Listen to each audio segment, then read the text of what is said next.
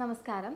നമ്മുടെ ശരീരത്തിൽ നിന്ന് മോഷൻ പോകുന്നതിന് അല്ലെങ്കിൽ മലം പുറന്തള്ളപ്പെടുന്നത് വെച്ചിട്ട് എങ്ങനെ നമ്മുടെ ലിവറിൻ്റെ ആരോഗ്യത്തെ നമുക്ക് മനസ്സിലാക്കാൻ പറ്റും, അതുപോലെ തന്നെ നമ്മുടെ ശരീരത്തിൽ നിന്ന് വേസ്റ്റുകൾ പുറന്തള്ളപ്പെടുന്നത് എങ്ങനെയൊക്കെയാണ് ബുദ്ധിമുട്ടുണ്ടാക്കുന്നത്, അതുപോലെ തന്നെ അത് ക്ലിയർ ആക്കി എടുക്കാൻ എന്തൊക്കെ കാര്യങ്ങൾ ചെയ്യാൻ പറ്റും, അതുപോലെ തന്നെ വയറിൻ്റെ ആരോഗ്യം സുരക്ഷിതമായിട്ട് കൊണ്ടുപോകാൻ വേണ്ടിയിട്ട് നമ്മൾ എന്തൊക്കെയാണ് ചെയ്യേണ്ടത് എന്നൊക്കെയാണ് നമ്മൾ ഈ വീഡിയോയിൽ സംസാരിക്കുന്നത്. അതുപോലെ തന്നെ മോഷൻ പോകാൻ എന്തൊക്കെ കാര്യങ്ങൾ നമ്മൾ റെഗുലറായിട്ട് മോഷൻ പോകാൻ അല്ലെങ്കിൽ മലം സ്മൂത്തായിട്ട് പോകാൻ എന്തൊക്കെ കാര്യങ്ങൾ ചെയ്യണം എന്നുള്ളതാണ് നമ്മളിന്ന് സംസാരിക്കുന്നത്. ഞാൻ doctor Haseena, doctor Basil homeo hospital, Pandikkad, Malappuram ജില്ല.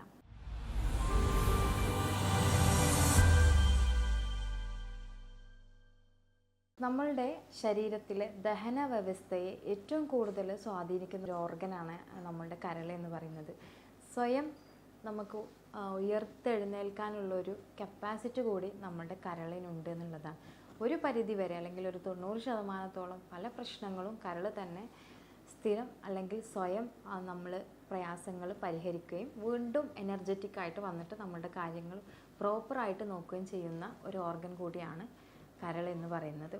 ഈ കരളിൻ്റെ അല്ലെങ്കിൽ ഈ കരളിന് വരുന്ന പ്രവർത്തനങ്ങൾ നമ്മളുടെ ശരീരത്തിൽ നിന്ന് പുറന്തള്ളപ്പെടുന്ന അത് വിയർപ്പാകട്ടെ, അതല്ലെങ്കിൽ മൂത്രമാകട്ടെ, അല്ലെങ്കിൽ മലം പോകുന്നതിന് ഉള്ള വ്യത്യാസങ്ങളാകട്ടെ, ഇതൊക്കെ തന്നെ ഈ ഒരു കരളിൻ്റെ ആരോഗ്യത്തെ ബാധിക്കും അല്ലെങ്കിൽ ബന്ധപ്പെട്ടിരിക്കുന്നതാണ് നമുക്ക് പറയാൻ പറ്റും. ശരീരത്തിൽ കാണിക്കുന്ന പല കണ്ടീഷൻ അല്ലെങ്കിൽ ആരോഗ്യപരമായിട്ടുള്ള അസുഖങ്ങൾക്ക് എത്രയോ നാളുകൾക്ക് മുന്നോടിയായിട്ട് നമുക്ക് പല രീതിയിലുള്ള സൈൻസ് ആൻഡ് സിംറ്റംസ്, അതായത് ലക്ഷണങ്ങൾ നമ്മുടെ ബോഡി തന്നെ കാണിച്ചു തരും എന്നുള്ളതാണ്. അതിലുള്ളൊരു പ്രധാനപ്പെട്ട കാര്യമാണ്, അതായത് മലത്തിൽ കാണുന്ന വ്യത്യാസങ്ങൾ നമ്മളുടെ കരളിന് എന്തെങ്കിലും പ്രയാസങ്ങളുണ്ട് എന്ന് നമുക്ക് മനസ്സിലാക്കി തരും എന്നുള്ളതാണ്. അപ്പോൾ ഏതൊക്കെ തരത്തിലാണ് നമുക്ക് അല്ലെങ്കിൽ എങ്ങനെയാണ് നമ്മൾ കരളിൽ പ്രശ്നങ്ങളുണ്ട് എന്നുള്ളത് നമുക്ക് മോശം പോകുന്നത് വെച്ചിട്ട് നമുക്ക് മനസ്സിലാക്കാമെന്ന് ചോദിച്ചു കഴിഞ്ഞാൽ കോമൺലി 3 കാര്യങ്ങൾ അല്ലെങ്കിൽ 3 ലക്ഷണങ്ങളിലൂടെ പോകും, അല്ലെങ്കിൽ 3 സ്വഭാവത്തിലൂടെ നമുക്ക് വേസ്റ്റുകൾ പുറന്തള്ളപ്പെടുന്ന ഒരു സാഹചര്യം ഉണ്ടാകുമ്പോഴാണ് നമ്മളതിനെ നോട്ടീസ് ചെയ്യേണ്ടത്. ഒന്നാമത്തെ കാര്യം എന്ന് വെച്ചാൽ നമുക്ക് മോശം പോകുന്നത് വെച്ചിട്ട് നമുക്ക് കരളിൻ്റെ അസുഖത്തെ ഐഡൻറ്റിഫൈ ചെയ്യാം. അതായത് നമുക്ക് കറക്റ്റായിട്ട് മോശം പോകുന്നത് ഒരു പെയിൽ അല്ലെങ്കിൽ ഒരു ക്ലേ കളറിലൊക്കെയാണ് നമ്മൾ ഐഡൻറ്റിഫൈ ചെയ്യുന്നത് എന്നുണ്ടെങ്കിൽ, അല്ലെങ്കിൽ അങ്ങനെയാണ് നമുക്ക് പോകുന്നത് എന്നുണ്ടെങ്കിൽ തീർച്ചയായിട്ടും നമുക്ക് എന്തോ കരളിന് പ്രയാസം പറ്റിയിട്ടുണ്ടെന്ന് മനസ്സിലാക്കാൻ പറ്റും. അതൊരു പക്ഷേ ബൈൽ സാൾട്ട് അല്ലെങ്കിൽ പിത്തരസം കരളിൽ പിത്തരസം ഉൽപ്പാദിപ്പിക്കപ്പെടാറുണ്ട്. അത് നമുക്ക് ഉൽപ്പാദിപ്പിക്കപ്പെടുന്നില്ല എന്നും ഇനി എങ്ങാനും ഉൽപ്പാദിപ്പിച്ചാൽ തന്നെ അതിൻ്റെ ഫ്ലോ അല്ലെങ്കിൽ അതിൻ്റെ പോകുന്ന പാതയെ എന്തെങ്കിലും തടസ്സപ്പെടുത്തി എന്നുള്ളത് നമുക്ക് മനസ്സിലാക്കണം എന്നുള്ളതാണ്. രണ്ടാമത്തത് കുറച്ച് അധികമായിട്ട് തന്നെ dark colour means yellow dark കളറായിട്ട് വരുന്നുണ്ടെങ്കിൽ തീർച്ചയായിട്ടും പിത്തരസം അമിതമായിട്ട് പോകുന്നുണ്ടെന്ന് മനസ്സിലാക്കാം. മൂന്നാമത്തതായിട്ടും അതുപോലെ തന്നെ നമ്മൾ വളരെ ഇമ്പോർട്ടൻ്റ് ആയിട്ട് ശ്രദ്ധിക്കേണ്ട ഒരു കാര്യമാണ് നമുക്ക് കൂടുതൽ ഡാർക്ക് കളറിൽ മോഷൻ പോവുക എന്നുള്ളത്. ഇതാണ് കുറച്ചും കൂടെ നമ്മൾ ഇമ്പോർട്ടൻ്റ് ആയിട്ടും വളരെ പ്രധാനമായിട്ടും നോട്ട് ചെയ്യേണ്ട ഒരു കാര്യം. നമ്മുടെ കരളിന് എന്തൊക്കെ കംപ്ലയിൻസുകൾ വരുമ്പോഴാണ് നമ്മൾ അറിഞ്ഞു പോകുന്നത്, അല്ലെങ്കിൽ നമുക്കറിയാതെ എന്തൊക്കെ കംപ്ലയിൻസ് ഉള്ളിലുണ്ടാവും, ഇതെങ്ങനെ ഐഡൻറ്റിഫൈ ചെയ്യാൻ പറ്റും എന്നുള്ളത് നമുക്ക് നോക്കാം. കരളിന് പ്രധാനമായിട്ടും വരുന്നൊരു അസുഖമാണ് ഹെപ്പറ്റൈറ്റിസ് എന്ന് പറയുന്നത്. അതിനെ നമ്മൾ hepatitis A, B, C, D, E വരെ എന്നൊക്കെ പറയാറുണ്ട്. അതിൽ ബിയും സിയും നമുക്ക് സംക്രമണമായിട്ട് ബന്ധപ്പെട്ട് സ്പ്രെഡ് ആവുന്നതാണ്. ബാക്കിയൊക്കെ മലിനജലത്തിലും അതുപോലെ തന്നെ മറ്റ് ഇപ്പോൾ ഒരാൾക്കുണ്ടെങ്കിൽ മറ്റൊരാൾക്ക് സ്പ്രെഡ് ആവുന്ന രീതിയിൽ ഇൻഫെക്ഷൻ വരുന്നതാണ്. രണ്ടാമത്തത്, ഇത് വളരെ ബുദ്ധിമുട്ടുണ്ടാക്കുന്ന ഒരു കാര്യമാണ്, നമുക്ക് ശ്രദ്ധയും കൃത്യമായിട്ടുള്ളൊരു ട്രീറ്റ്മെൻറ്റും കിട്ടിയിട്ടില്ല എന്നുണ്ടെങ്കിൽ മരണം വരെ സംഭവിക്കുന്ന കാര്യമാണ്. രണ്ടാമതാണ് ഫാറ്റി ലിവർ ഇപ്പോൾ കോമൺ ആണ്. അതായത് നോൺ ആൽക്കഹോളിക് ആണെങ്കിലും ആൽക്കഹോളിക് ആണെങ്കിലും, അതായത് നമ്മൾ മദ്യപാനി ഉള്ള ആളുകൾക്കാണെങ്കിലും ഇല്ലാത്ത ആളുകൾക്കാണെങ്കിലും ഇന്ന് കോമൺ ആയിട്ട് തന്നെ, അതായത് 90% OP വരുന്ന കേസുകളിലൊക്കെ തന്നെ ഫാറ്റി ലിവർ ഉണ്ട് എന്നുള്ളതാണ് നോൺ ആൽക്കഹോളിക്. അപ്പോൾ ആ ഒരു കണ്ടീഷനിലും നമുക്കിങ്ങനെ വരാം. മൂന്നാമത്തത്, നമുക്ക് മറ്റെന്തെങ്കിലും പ്രയാസങ്ങൾ, അതല്ലെങ്കിൽ സിറോസിസ് പോലെയുള്ള ബുദ്ധിമുട്ടുകൾ വരിക. അത് ഏറ്റവും എൻഡ് പോർഷനിലാണ്, നമുക്ക് ഗ്രേഡ് 3ഉം 4ഒക്കെ കഴിഞ്ഞിട്ട് 5th വരുന്നൊരു സന്ദർഭത്തിലാണ് നമ്മൾ കരളിൻ്റെ പ്രവർത്തനം പൂർണ്ണമായിട്ട് നിലക്കുക എന്നുള്ളത്. നാലാമത്തത് അല്ലെങ്കിൽ അഞ്ചാമത്തതായിട്ട് തന്നെ ക്യാൻസർ വരിക നമ്മുടെ കരളിന്. ഇത്തരം പ്രയാസങ്ങൾ ഉണ്ടെങ്കിലും നമുക്ക് ഇങ്ങനെ ഇതിൻ്റെയൊക്കെ സിംറ്റംസ് അല്ലെങ്കിൽ ലക്ഷണങ്ങൾ നമ്മുടെ ശരീരത്തിൽ കാണാൻ പറ്റും.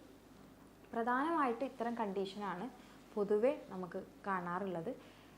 ഇത്തരം കണ്ടീഷൻസ് ഉണ്ട് എന്നുണ്ടെങ്കിൽ തീർച്ചയായിട്ടും നമ്മളുടെ ശരീരത്തിൽ മൂത്രത്തിലോ അതല്ലെങ്കിൽ നമുക്ക് മലത്തിലോ ഇതിൻ്റെ സാന്നിധ്യങ്ങൾ പ്രസൻ്റ് ആവും എന്നുള്ളത് തന്നെയാണ്. ഇതിൽ ഫാറ്റി ലിവറൊക്കെ നമുക്ക് അധികമായിട്ട് തന്നെ കൊഴുപ്പ് കൺട്രോൾ ചെയ്യുന്നതിലൂടെ തന്നെ ഒരു പരിധിവരെ നമുക്ക് മാറ്റിയെടുക്കാൻ പറ്റും. ഇനി ഇത്രയും കംപ്ലയിൻസുകൾ ഉണ്ട് എന്ന് അറിഞ്ഞു കഴിഞ്ഞാൽ നമ്മൾ എങ്ങനെയാണ് അതിനെ ശ്രദ്ധിക്കേണ്ടത്, അല്ലെങ്കിൽ വയറിൻ്റെ ആരോഗ്യമായിട്ട് ഇതെങ്ങനെ ബന്ധപ്പെട്ട് കിടക്കുന്നത് എന്നുള്ളതും കൂടി നോക്കാം. അപ്പോൾ നമ്മൾ ആദ്യം പറഞ്ഞ പോലെ തന്നെ ഒരു 90% നമുക്ക്, അല്ലെങ്കിൽ 99% നമ്മുടെ കരൾ തന്നെ നമുക്ക് എന്തെങ്കിലും പ്രയാസങ്ങൾ വന്നു കഴിഞ്ഞാൽ അത് മാനേജ് ചെയ്തിട്ട് റിക്കറൻ്റായിട്ട് പിന്നെ അത് റീപ്ലേസ് ചെയ്തിട്ട് വരും. ഒരു പരിധിയിലപ്പുറം അതിന് മാനേജ് ചെയ്യാൻ പറ്റാത്തൊരു സിറ്റുവേഷനിൽ വരുമ്പോഴാണ് നമുക്ക് അതിൻ്റെ പ്രോബ്ലംസ് ആയിട്ട് പുറത്തോട്ട് വരുന്നത്.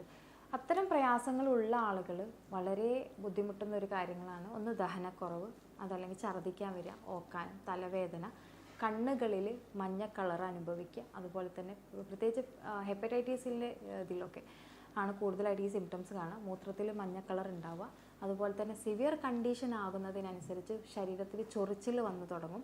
മോശം പോകുമ്പോൾ ഞാൻ ഈ പറഞ്ഞ 3 തരത്തിലുള്ള ഏതെങ്കിലും ഒരു തരത്തിലായിരിക്കും.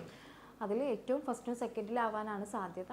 പിന്നീട് നമുക്ക് നമ്മളുടെ കണ്ണുകളിലും അതുപോലെ തന്നെ ഫേസിൽ, നമ്മളുടെ നെയിലിൽ വ്യത്യാസം, നഖത്തിലൊക്കെ നമുക്ക് നോക്കിയിട്ട് കരളിൻ്റെ ആരോഗ്യം തിട്ടപ്പെടുത്താൻ കഴിയും.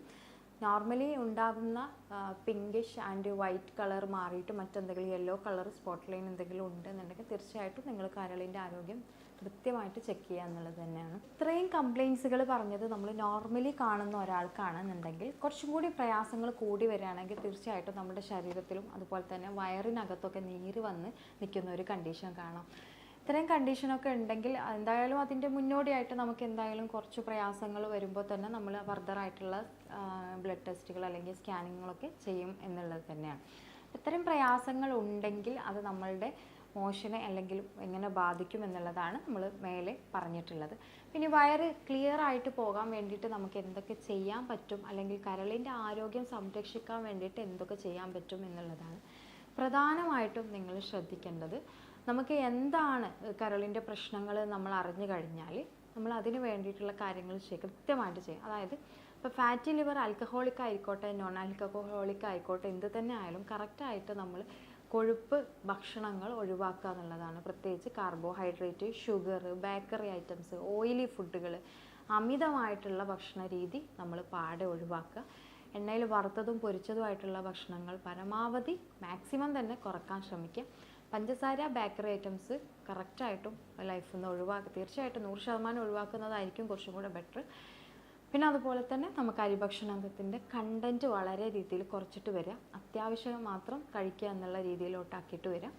അതുപോലെ തന്നെ കോള ഐറ്റംസ്, പുകവലി, മദ്യപാനം ഇതെല്ലാം തന്നെ ഒഴിവാക്കുക. സ്ട്രെസ്സ് കുറയ്ക്കുക, നല്ല രീതിയിൽ ഉറങ്ങുക. 8 മണിക്കൂറെങ്കിലും ഉറങ്ങുന്നത് വളരെ നല്ലതാണ്.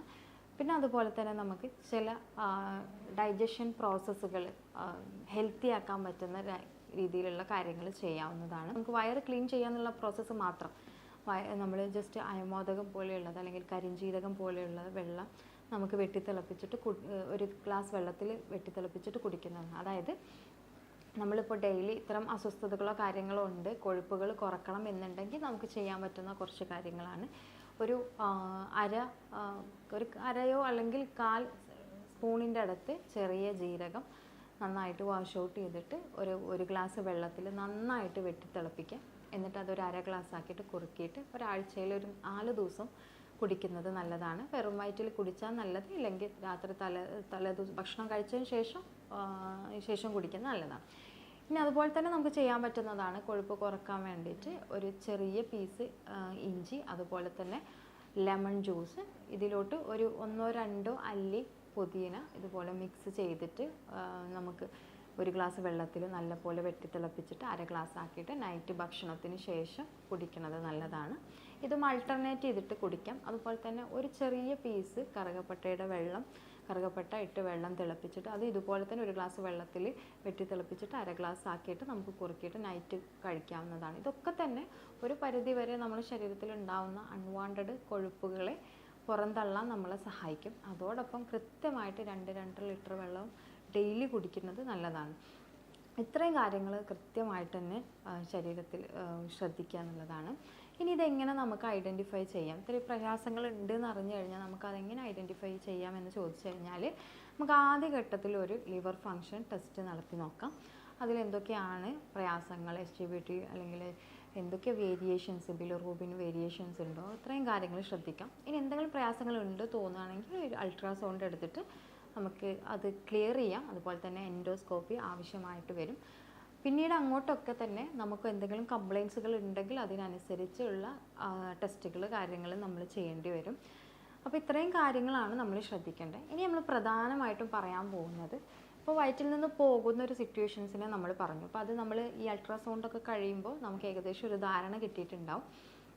ആദ്യത്തെ 2 കണ്ടീഷനിലും ബൈൽ ഫ്ലോ, അതായത് പിത്തരസത്തിന് എന്തെങ്കിലും പ്രയാസങ്ങളോ മറ്റെന്ത് കംപ്ലയിൻസ് ആണ്, ഫാറ്റി ലിവർ ഉണ്ടോ, ഹെപ്പറ്റൈറ്റിസിന് എന്തെങ്കിലും ബുദ്ധിമുട്ട് കാണിക്കുന്നുണ്ടോ എന്നുള്ള കാര്യങ്ങളൊക്കെ ഒരു പരിധിവരെ നമുക്ക് ബ്ലഡ് ടെസ്റ്റിലൂടെ അല്ലെങ്കിൽ USGയിലൂടെ ഒക്കെ അറിയാൻ പറ്റും.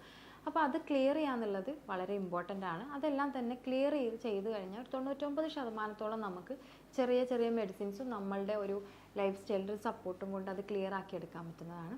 മൂന്നാമതായിട്ട് പറഞ്ഞൊരു കണ്ടീഷൻ ഉണ്ട്, അതായത് ഡാർക്ക് കളറിൽ നമുക്ക് അല്ലെങ്കിൽ ടാർ കളറിൽ മോശം പോവുക എന്നുള്ളത്. ഇത് വളരെ ലിവർ ഡിസീസിൻ്റെ ഏറ്റവും ലാസ്റ്റ് പോർഷനിലാണ്, കരളിൻ്റെ ഏറ്റവും ലാസ്റ്റ് അവസ്ഥയിലാണ് നമുക്ക് ഇങ്ങനെ ഉണ്ടാവുക. ഇതാകുമ്പോൾ എന്താ ഉണ്ടാവുക ചോദിച്ചു കഴിഞ്ഞാൽ, ആമാശയത്തിൽ നിന്ന് നമുക്ക് ബ്ലഡ് വരുന്നൊരു കണ്ടീഷൻ ഉണ്ടാകും. അതായത് നമ്മൾ വോമിറ്റിംഗ് ചെയ്യുമ്പോൾ നമുക്ക് ഡാർക്ക് കളറിലുള്ള ബ്ലഡ് വോമിറ്റ് ചെയ്യാനുള്ള സാധ്യതയുണ്ട്. അതുപോലെ തന്നെ മോശം പോകുന്ന സമയത്ത് മലത്തിൻ്റെ കളർ ഒരു ഡാർക്ക് കളറിൽ അല്ലെങ്കിൽ ഒരു ബ്ലാക്ക് കളറിലായിട്ട് മെലനിൻ കൂടുതലായിട്ട് നമ്മുടെ ശരീരത്തിന് വേസ്റ്റായിട്ട് പുറന്തള്ളപ്പെടുമ്പോഴാണ് ഇങ്ങനത്തെ ഇഷ്യൂസ് കാണാറുള്ളത്. അപ്പോൾ അത് നമ്മൾ കുറച്ച് ശ്രദ്ധിക്കപ്പെടേണ്ട ഒരു വിഷയമാണ്. നമുക്കത് വീട്ടിൽ തന്നെ ഇരുന്ന് എന്തെങ്കിലും ചെയ്യാൻ പറ്റുന്ന ഒരു കണ്ടീഷനല്ല. അപ്പോൾ തീർച്ചയായിട്ടും ഒരു ഡോക്ടറുടെ ഒപ്പീനിയൻ നിർബന്ധമായിട്ടും തേടുക. ഇത്രയും കാര്യങ്ങളാണ് നമ്മൾ ശ്രദ്ധിക്കാനുള്ളത്. കൃത്യമായിട്ട് തന്നെ ഒരു 25 മുതൽ 40 മിനിറ്റ് വരെ എക്സസൈസ് ചെയ്യുക. 2-2.5 ലിറ്റർ വെള്ളത്തോളം ഡെയിലി കുടിക്കുക. അമിതമായിട്ടും കൊഴുപ്പുള്ളതുമായിട്ടുള്ള ഭക്ഷണങ്ങൾ ഒഴിവാക്കുക. സ്ട്രെസ്സ് കുറയ്ക്കുക. കൂടുതൽ സമയം ഇരുന്ന് വർക്ക് ചെയ്യുന്ന ആളുകളാണെങ്കിൽ തീർച്ചയായിട്ടും ഒരു 5 മുതൽ 8 മിനിറ്റ് വരെ നിങ്ങൾക്ക് എണീറ്റ് റിലാക്സ് ആയിട്ട് നടക്കാവുന്നതാണ്. അരക്കെട്ടിന് കുറച്ചും കൂടെ രക്തയോട്ടം കിട്ടുന്ന രീതിയിലുള്ള എക്സസൈസുകൾ ചെയ്യുകയാണെങ്കിൽ അത് വളരെ നല്ലതാണ്. അതുപോലെ തന്നെ കൂടുതൽ പ്രോട്ടീൻ പോകുന്ന രീതിയിൽ എന്തെങ്കിലും അസുഖങ്ങൾ ഉണ്ടെങ്കിൽ പ്രോട്ടീനെ ബാലൻസ് ചെയ്യേണ്ടതാണ്.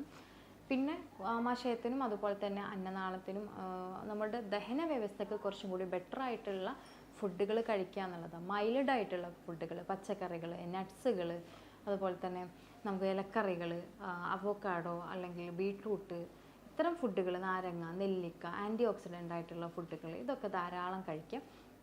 ചെറിയ മത്സ്യങ്ങൾ ധാരാളം കഴിക്കുക. ഇത്രയും കാര്യങ്ങളൊക്കെ ശ്രദ്ധിക്കുക എന്നുള്ളതാണ് നമുക്ക് ഇതിൽ പ്രത്യേകം പറയാനുള്ളത്. ആരോഗ്യപരമായിട്ടുള്ള ഡൗട്ടുകൾക്ക് താഴെയുള്ള വാട്സപ്പ് നമ്പറിൽ വോയിസ് മെസ്സേജിലൂടെ കോൺടാക്റ്റ് ചെയ്യാവുന്നതാണ്. ഞാൻ doctor Haseena, doctor Basil Somi hospital, Pandikkad, Malappuram ജില്ല.